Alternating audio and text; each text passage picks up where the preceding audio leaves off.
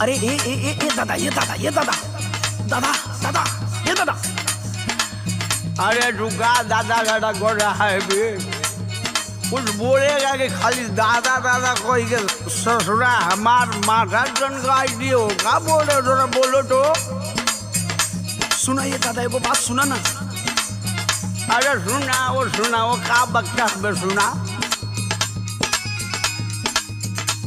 बनाओ तनी खैनी, सुना बुढ़ऊ दादा हो, बनाओ तनी खैनी।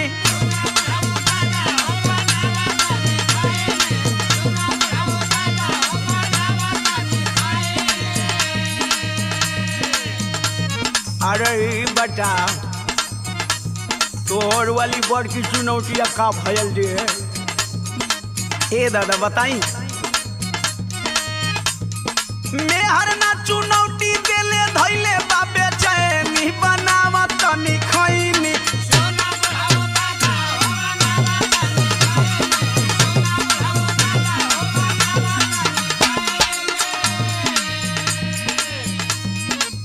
यहाँ का अर्थ हुआ हो?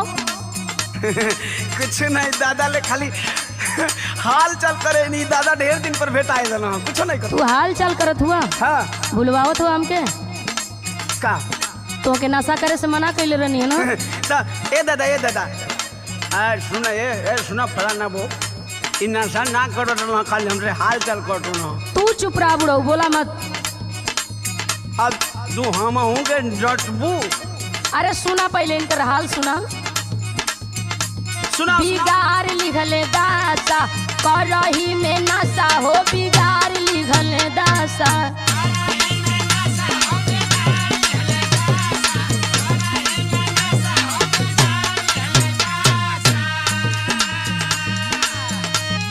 हीरो जैसन लागत रहला, हो गईला बतासा, बिगाड़ लिहला दासा।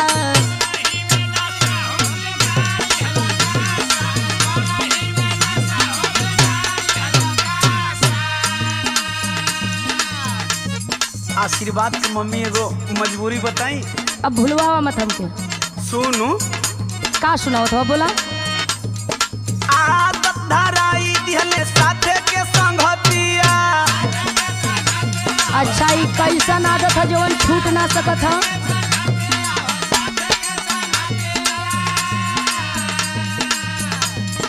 का कहीं रानी अब छूटे ना आदतिया।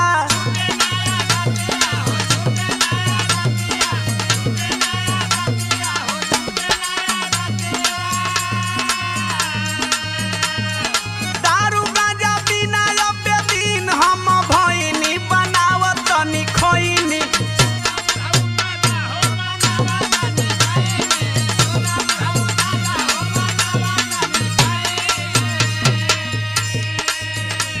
सुनो, हाँ बोलो। यही नाशा के चलते घर में कतना कतना बवाल हो गई। का बवाल भइल बरे? सुनो, का सुनाओ तो। नशवे के चलते लागल घरवा में बखरा। अरे ना, उ बड़का कमाला ऐसा ना हमके अलग कर देलक। अरे तुम्हार गलत भरम बा।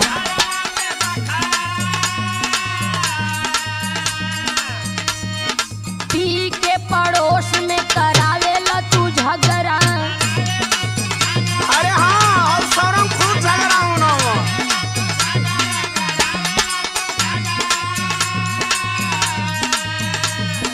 दारू गांजा पी के रोटी करेला तमाशा, बिगाड़ लिखला दासा।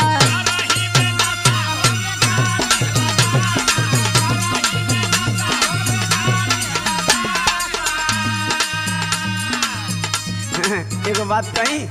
बोला। देख, तू सही कहत अली, लेकिन आज भरे को हमार बात मान ले। कौन बात तहर मानी हो? सुनो। सुनावा। आज भर खाए दरानी, खा के कहीं क्रिया।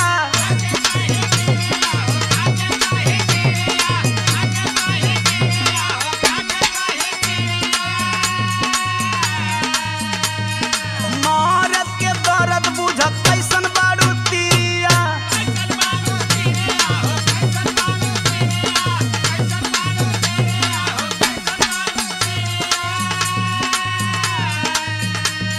तो के खूब हम बढ़िया से जाना तनी। का तू का हुआ या का करेला? अरे सुन भरोसा कर। अरे कतनी बार भरोसा कइले बानी। दे सुन अब ऐसे ना मन भी तो हम तोके बतावो तनी। बतावा। हाथावा दीवनवा तोहरा माथावा पे धइनी बनावा तनी खइनी।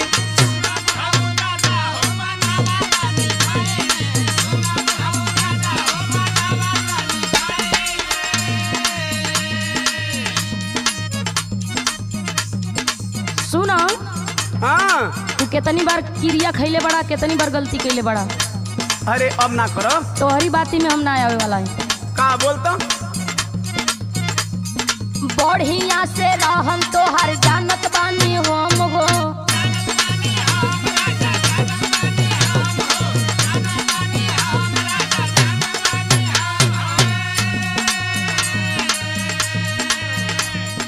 रोजो रोजो खाल तू क्रिया कसम हो।